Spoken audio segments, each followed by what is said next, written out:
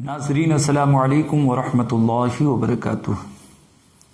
نحمدہ ونصلی ونسلم علی حبیبہ الکریم، اما بعد۔ ناظرین، آج ایک خاص عنوان کے تحت میں آپ کے روبرو ہوں۔ وہ عنوان یہ ہے کہ دعا تعویذ کے ذریعے علاج کرنا، علاج کرانا شریعت کی روشنی میں کیسا ہے؟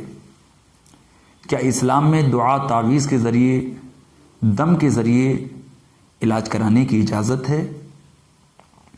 آئیے اس ضمن میں جانتے ہیں کہ شرعاً دعا تعویذ کی کیا حیثیت ہے اور دعا تعویذ کرانا، دم کے ذریعے علاج کرنا کیسا ہے۔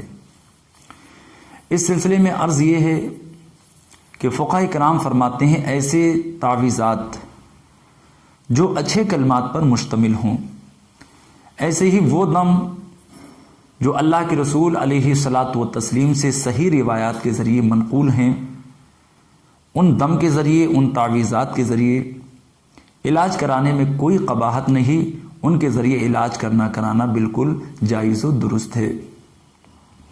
بعض لوگ یہ خیال کرتے ہیں اور وہ اس طرح کی باتیں کہتے ہیں کہ مطلقاً دعا تعویذ کے ذریعے علاج کرنا درست نہیں ہے، حالانکہ یہ غلط فہمی ہے۔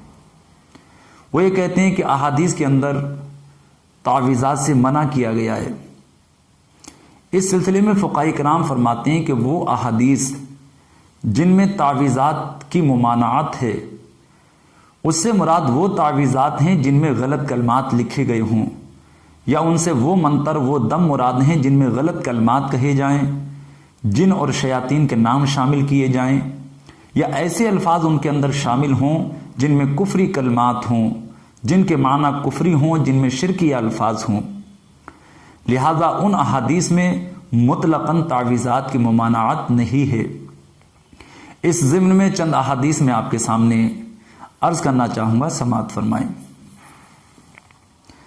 چنانچہ بخاری شریف اور مسلم شریف کے اندر ام المومنین حضرت عائشہ صدیقہ رضی اللہ تعالیٰ عنہ سے مروی ہے، وہ کہتی ہیں کہ نبی کریم صلی اللہ علیہ وسلم نے فرمایا کہ ہم نظر بد کے لیے دعا تعویذ کرائیں، تو ام المومنین کہتی ہیں امر النبی صلی اللہ علیہ وسلم ان نسترقی من العین، ہم نظر بد کے لیے دعا تعویذ کرائیں، دم کرائیں، خود اللہ کے رسول علیہ السلام حکم فرما رہے ہیں، اور یہ حدیث بخاری شریف کے اندر اور مسلم شریف کے اندر ہے۔ ایسی ایک حدیث پاک بخاری شریف اور مسلم شریف کے اندر ہے، ام المومنین حضرت ام سلمہ رضی اللہ تعالیٰ عنہ سے مروی، وہ کہتی ہیں ان النبی صلی اللہ علیہ وسلم رعا فی بیتہا جاریۃ فی وجہہا صفعۃ یعنی صفرۃ فقال استرقوا لها فإن بها النظرۃ۔ حضرت ام سلمہ کہتی ہیں کہ نبی کریم صلی اللہ علیہ وسلم نے ان کے گھر میں ایک لڑکی کو دیکھا جس کا چہرہ زرد تھا، پیلا تھا۔ اللہ کے رسول علیہ الصلاۃ والتسلیم نے فرمایا اسے دعا تعویذ کراؤ، اسے دم کراؤ، اس لیے کہ اسے نظر بد لگی ہے۔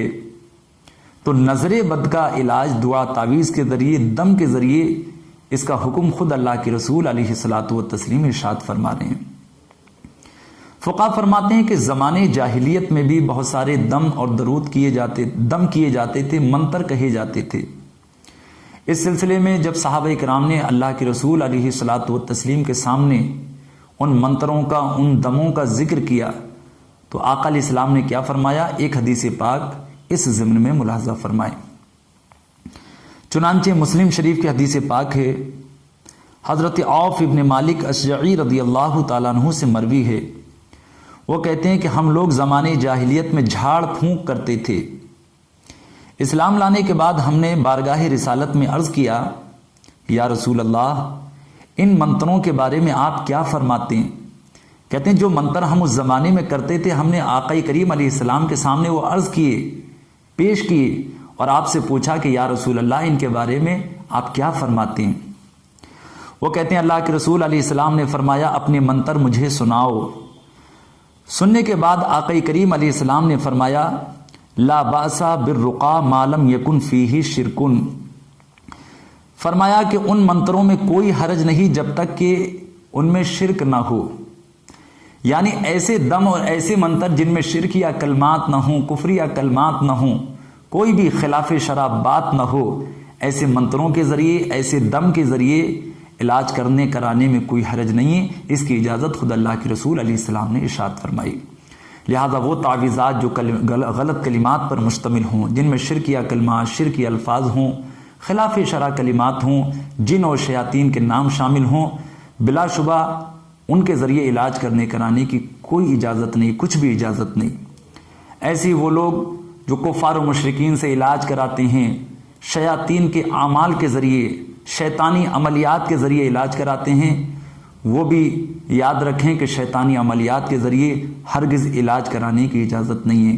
لیکن وہ تعویذات جو اچھے کلمات پر مشتمل ہوں، جن میں آیات قرآنیہ ہوں، احادیث کے کلمات ہوں، بزرگوں سے منقول اچھے کلمات ہوں، ان کے استعمال میں کوئی حرج نہیں ہے۔